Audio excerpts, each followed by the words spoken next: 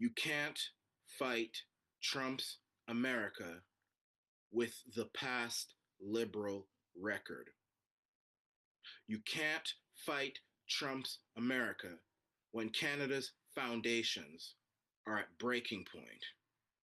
You can't fight Trump's America when Canada's economy is literally in the toilet. Productivity is stagnant, GDP per capita is actually falling, and its public services are painfully strained. Thanks to and because of the liberals.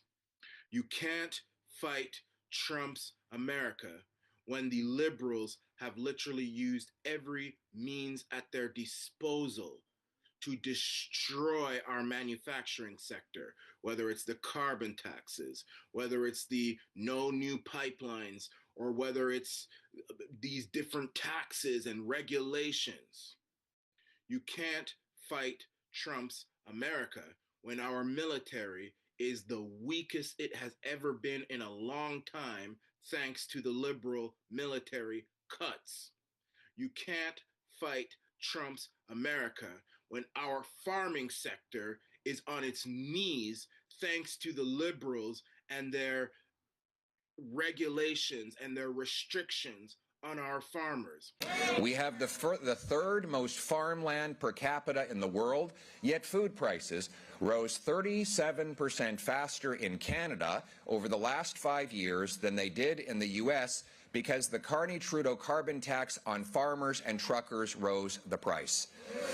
You can't fight Trump's America when the liberal government, along with sometimes even past conservative governments, and of course the weak progressive conservative government in Ontario, just allows jobs to move overseas because they cannot cope with the cost of investing in Canada. Thank you, Speaker. My next question is also for the Premier, but I have to tell you that in 14 years of being in this House, I've never seen a government roll over so quickly and throw in the towel on good jobs in this province. The Premier has been critical, and we all know this. The Premier has been critical of government investment designed to create and retain jobs. We saw that all through the campaign. But right now, as nearly 5,000 people face the loss of good jobs, the government of Ontario should not be ruling options out. Is the Premier prepared to work with GM, the community, the workers, and others using all tools at the government's disposal to ensure investment and jobs stay in Ontario? Premier? You know, Mr. Speaker, it's easy to be an armchair quarterback, sit there, Monday morning quarterback. But through you, Mr. Speaker, the first thing I talked to the president of GM last night, the first thing I said is, what can we do? What do we have to do? And he said, the ship has already left the dock. It's been a major topic of discussion all week at Queen's Park, the decision by General Motors to close its Oshawa plant at the end of the year. The move is expected to throw roughly 2,500 people out of work. Now, the Premier delivered a blunt message just a short time ago saying GM is not coming back to Oshawa. So to all of you who want to vote Liberal because you think the Liberals are best suited to fight Trump, and you want to make up this cock and bull story that Pierre Poilievre will be a sellout because he's not talking harshly enough about Trump, and both of them are conservative, so he's probably going to be a sellout.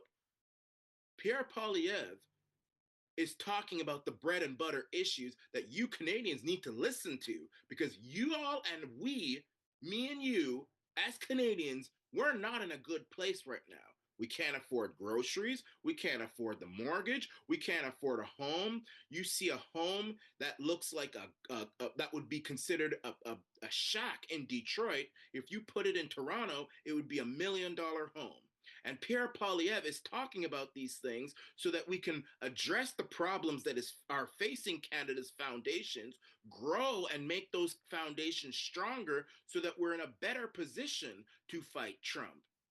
But if you think that you can re-elect the same people who have destroyed the economy for 10 years. And by the way, the last 4 of those years were the worst for the economy, and Mark Carney was the economic advisor, and just because he is now the new leader, you want to vote for him now, and you think he is best suited to fight Trump?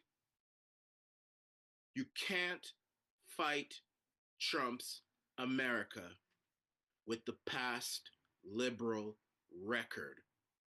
And the conservatives, for the most part, have a very good record of fixing and keeping our economy strong. On a more personal level, in 2012, Canada was actually richer than the U.S. on a GDP per capita basis. Today, Americans are nearly 60% wealthier than their northern counterparts. This is the Nation.